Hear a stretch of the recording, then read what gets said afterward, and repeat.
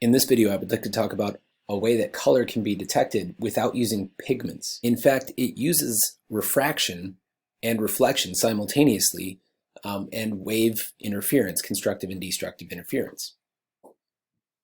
What happens is that you have a thin layer, and by thin I mean somewhere on the order of half of the wavelength of visible light, and that thin layer is a transparent material that reflects a light ray, shown on here as ray 1, but also reflects a light ray 2 that had first entered the material, refracted, reflected off the second boundary, and came back out.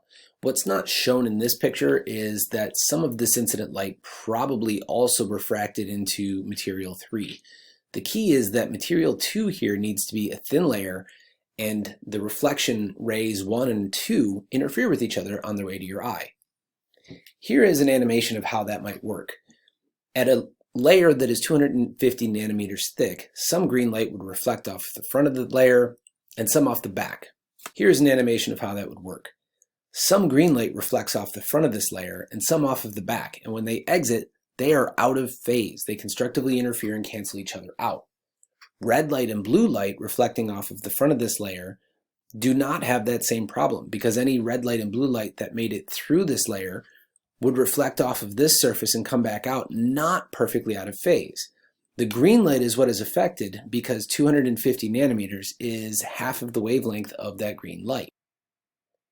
But as you can see in this drawing, or in this actual photograph, it's able to happen with more than just green light, depending on the thickness of the thin layer. When the green light is removed, the red and blue are what you see, and that is a combination that gives you magenta. So each of these magenta rings in here is a ring where the green light has been removed because this thin layer on the inside of this object is just the right thickness to have the reflected green from the inside and the reflected green from the outside be out of phase with each other.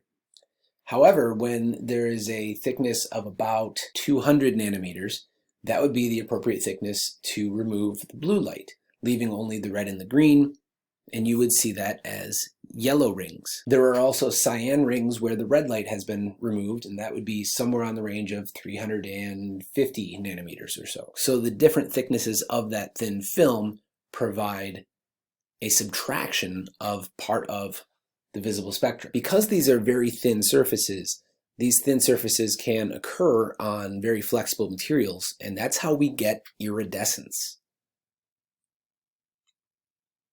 So if you have seen something like this, which is from an oil spill in the parking lot, you can tell that the thickness of this oil here, here, here, and here, you can see that it is almost topographical, getting thicker and thicker and having repetitions of which color has been subtracted. Thin film interference is also why you might look at bubbles and see the colors cyan and magenta and yellow repeated over and over throughout the bubble. The bubble itself is of an order of thickness of about half a micrometer, and that is a thickness that a little bit thinner here and a little bit thicker there removes different parts of the visible spectrum from us. Iridescence is very natural in certain animals, providing a very interesting display of color due to very thin layers of transparent materials at the surface of these animals. In this video, you will see a ring of soap held vertically, and in this vertical configuration, the soap in the ring will slowly collect at the bottom of the ring. It is slowly drawn down to the bottom by gravity without popping. These cascading layers of different colors are different multiples of the exact thickness necessary to remove red or blue or green, leaving us with the yellow, the cyan, and the magenta. At the very top, you can see a layer form that is black, and that is because that layer of soap is too thin to cause a thin film interference of something we would see.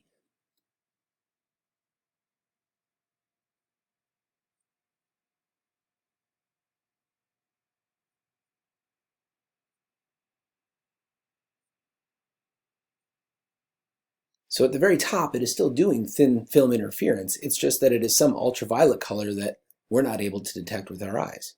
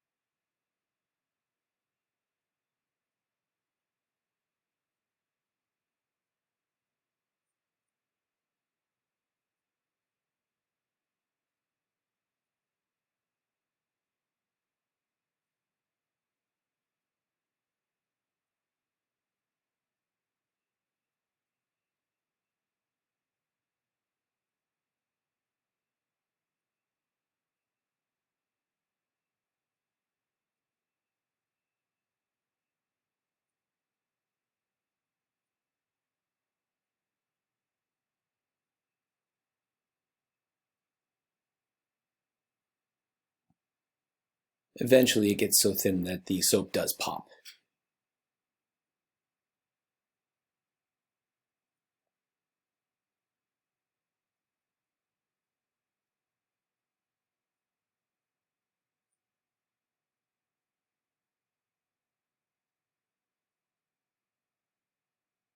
Oh, I guess it doesn't pop on its own. Sorry about that. Again, thin film interference and iridescence are topics that I think are really interesting parts of vision, but are not talked about in our OpenStax textbook, and I don't imagine I'll be asking questions about them.